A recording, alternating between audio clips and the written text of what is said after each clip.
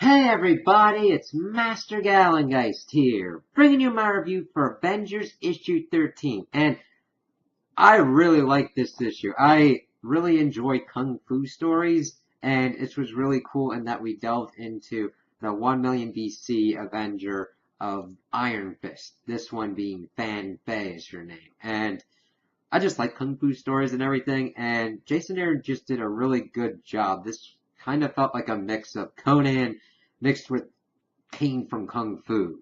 It just worked really well, and it just made me think, you know what? It would be kind of cool if Jason Aaron at some point wrote an Iron Fist comic. That's how much I like this. So we start off and we get like information about how she was born in Kunlun and that she had committed only one crime, and that crime was teaching Kung Fu to the primitive men, the cavemen.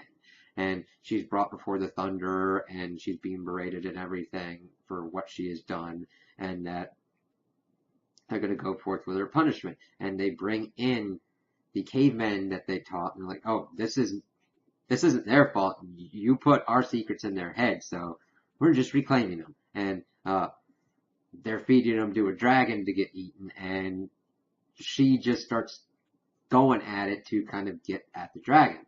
And it's this really cool thing that they kind of do is every time she does some kind of move, they've got the name of the move in it. I'm like, that's a pretty cool thing, and it goes throughout the rest of the story, and they just have like great names. I'm like, yes, this is perfect. Now, granted, she's not shouting the name of the attack Dragon Ball style, but it's like, oh, that's kind of cool that this has a name and everything. It just really fits with the kung fu action. But she goes in and she kills the dragon, and in a very interesting way, she pretty much punches through its head and doesn't die, and of course gains the power of the dragon. And this is an even greater crime, and they exile her. And so she wanders the earth for 10 years pretty much, and we see her doing all these kind of things, protecting people, but not teaching them the kung fu that she knows, and doing and having kind of adventures, but mainly it's focusing on her fighting this faction of man apes, the Gorgillas, led by the Ape King, and how she fought one that had like this giant club of diamond, and she just wrecked him. And then, of course, Mephisto comes up again. We had seen him previously linked with the Million BC Avenger, the Ghost Rider. And I'm like, this is interesting that Mephisto's having such a connection. And it really, how these stories are being done, really, I would kind of like to just see some kind of stuff. Just we do a story arc on just the Million BC Avengers and all this kind of stuff going on, because it's setting up some interesting stuff, because Mephisto is connected to a lot of different characters. Now, granted, some prominently, some not as prominently, and it's kind of cool seeing him interweaving and being such an antagonistic force to these early Avengers. So, of course, the Iron Fist is not pleased and knows a devil when she sees one, and just pretty much take it off his head every now and then, with Mephisto, of course, promising her to rule over the primitive men, and saying that, yeah, you want to protect them, you need to do that by conquering them. It's like, yeah, that's warrior kind of thing. She resists him and goes off, but of course Mephisto likes to play his games, using the Gorgillas and everything, setting fire around the primitive men, but she's able to kind of like get them out of there, and then getting to the Ape King and showing him a different kind of stone. Evidently, the Power Stone. It's like, wow, that's kind of cool to have that brought in, and it's interesting seeing how the Power Stone affects this Ape King and Iron Fist's thought process as she's confronting him again. And say that, yeah, this is different than the usual times, because she's usually got to kick all different kinds of ass to even get to the Ape King, and he just came by himself, and he's kind of stoned up by the Power Stone over a portion of his like body and his face, and just like how she's fighting him, she's like, wow, her power has come up against something that, of course, is an Infinity Stone. She hasn't really dealt with this kind of thing before. Now, granted, she can kind of hold her own, but only for so far as he starts beating the crap out of her.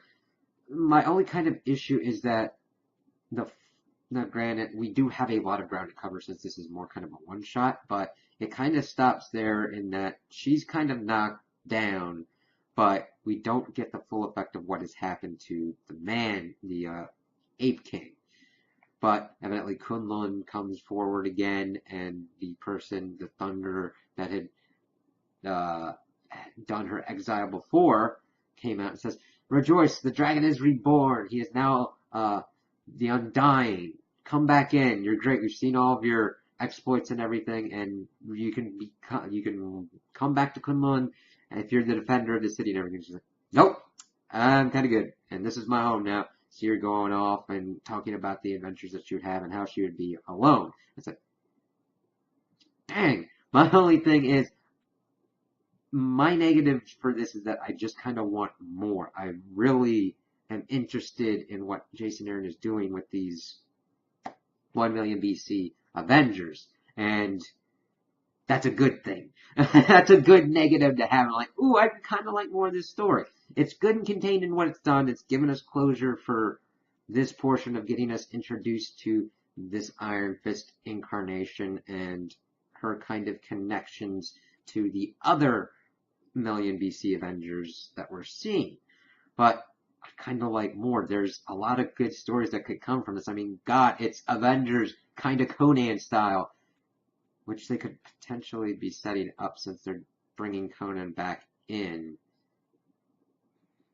That would be pretty damn cool. I would just be okay with an arc where they're, or like a pretty lengthy arc where they're just dealing with the million BC Avengers, because this is setting them up pretty well. Can't wait to see what them doing any of the other ones like the Star Brand, Odin, the Phoenix, all that kind of stuff, the Black Panther, all of that. And if they do something with it eventually, that would be awesome. But I'm not complaining too much because we're going to have a vampire civil war that we're going to have to deal with too. And it's like, yeah, there's just a lot of good stuff with this going on lately. So those are my opinions on the issue. Tell me what you guys think in the comments below. If you liked it, if you didn't like it, if you agree with me, if you disagree with me. Also like and subscribe, and I hope you have a good day.